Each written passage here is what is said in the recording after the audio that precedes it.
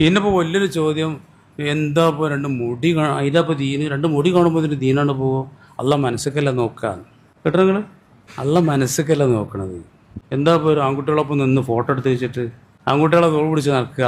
അല്ല മനസ്സൊക്കെയല്ല നോക്കണത്, ശരീരത്തിൽ എന്താണില്ലല്ലോ. അതായത് വേദം ഇങ്ങോട്ട് പറയാം, അങ്ങനത്തെ കാലമാണ്.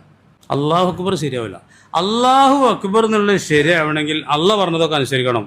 അള്ള പറഞ്ഞതുപോലെ ഏറ്റവും വലുതായി തോന്നണം. ആയിഷ ബീവി അൻസാരികളായ പെണ്ണുങ്ങളെ പറ്റി പറഞ്ഞ പോലെ അള്ളാഹു താല ഒരു കാര്യം പറഞ്ഞാൽ അനുസരിക്കുന്ന കാര്യത്തിൽ അൻസാരി പെണ്ണുങ്ങളെക്കാട്ടിലും നല്ലൊരു പെണ്ണുങ്ങളെ ഞാൻ കണ്ടിട്ടില്ല. എന്താ കാരണം?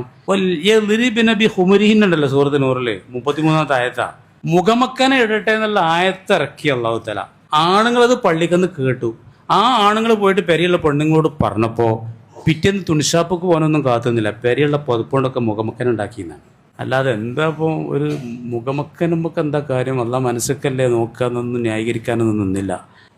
ഇന്നത്തെ കാലഘട്ടം അതാണ്. ചെറുപ്പക്കാരും മനസ്സിലാക്കിക്കോളി, നിങ്ങളൊക്കെ അള്ളാൻ്റെ ഒരു പൊരുത്തം ആഗ്രഹിച്ച് വന്നവരാണ്.